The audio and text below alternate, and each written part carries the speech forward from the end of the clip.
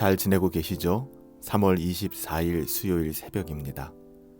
오늘은 로마서 묵상 69번째 시간인데요.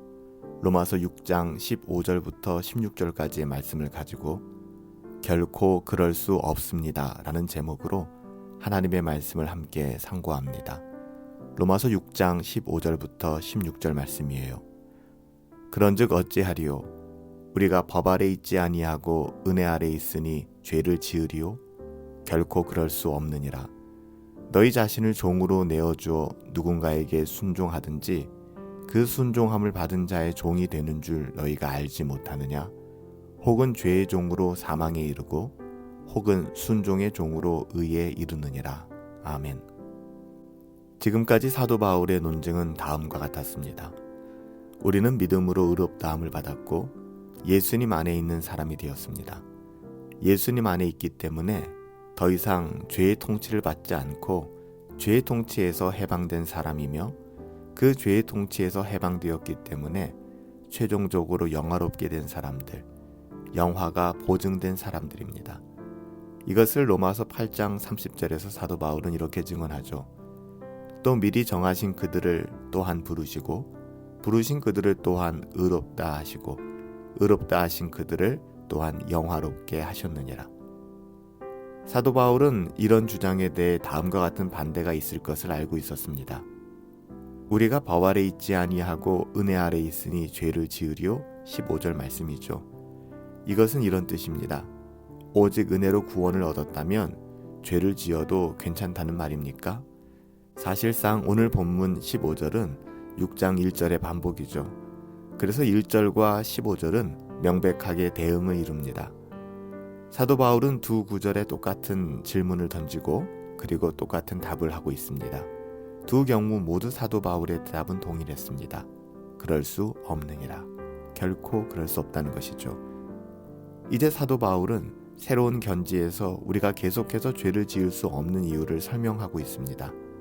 그것이 앞으로 살펴볼 본문의 내용인데요. 먼저 16절을 보실까요? 너희 자신을 종으로 내어주어 누구에게 순종하든지 그 순종함을 받는 자의 종이 되는 줄 너희가 알지 못하느냐? 혹은 죄의 종으로 사망에 이르고 혹은 순종의 종으로 의에 이르느니라. 16절의 의미는 다음과 같죠. 우리의 행동이 우리의 주인이 누구인지를 증명한다는 것입니다.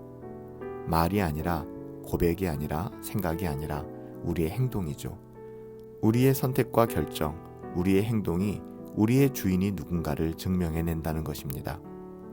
우리가 계속해서 죄를 짓고 있다면 그리고 그 죄를 즐거워하고 있다면 우리의 주인이 죄라는 것을 우리가 증거하고 증명하는 것이며 계속적으로 나타내는 것이고 반대로 죄가 불편하고 계속해서 죄와 싸우며 선을 행한다면 역시 우리의 주인이 하나님이라는 사실을 우리가 드러내고 살아가는 것입니다. 따라서 우리의 행동이 우리의 선택과 결정이 우리가 누구를 섬기는가, 누구의 종인가를 있는 그대로 드러내고 증거하는 것이죠. 사실상 이것은 완곡하게 표현된 질책입니다. 사도 바울의 표현은 만약 우리가 구원받은 하나님의 자녀라면, 하나님의 백성이라면 죄와 치열하게 싸우는 것이 너무나 당연한 것 아닌가.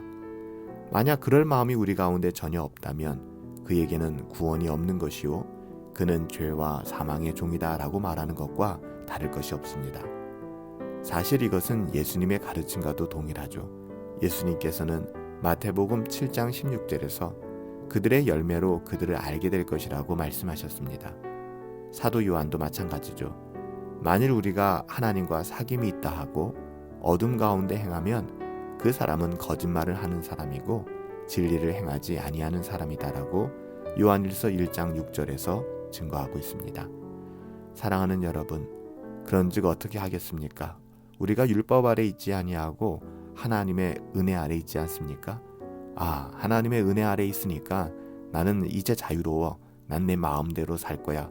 그렇기 때문에 그 어떤 죄를 지어도 하나님께서는 다 용납하실 것이고 나는 괜찮아 라는 생각을 가지고 있다 그러면 그 사람은 죄의 종으로 살아가는 사람들이죠.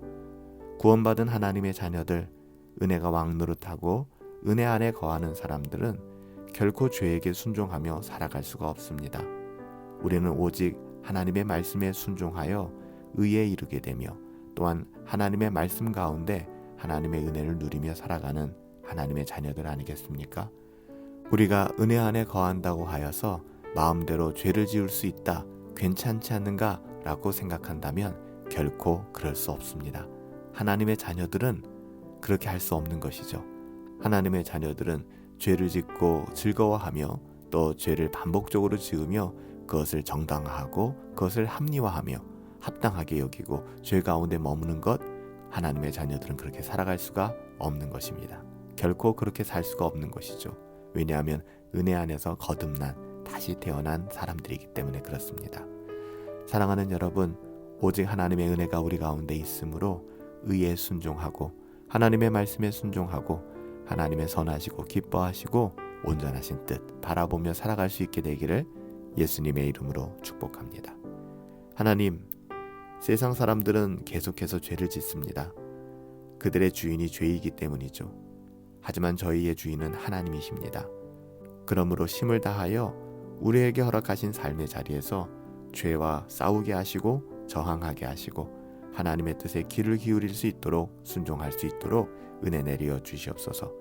정말 최선을 다하여 선을 행하게 하시고 그러므로 말미암아 저희의 주인이 하나님이신 것을 우리의 행동으로 우리의 삶으로 온 세상에 드러내며 증명할 수 있도록 하나님 우리의 영혼을 붙들어 주시옵소서.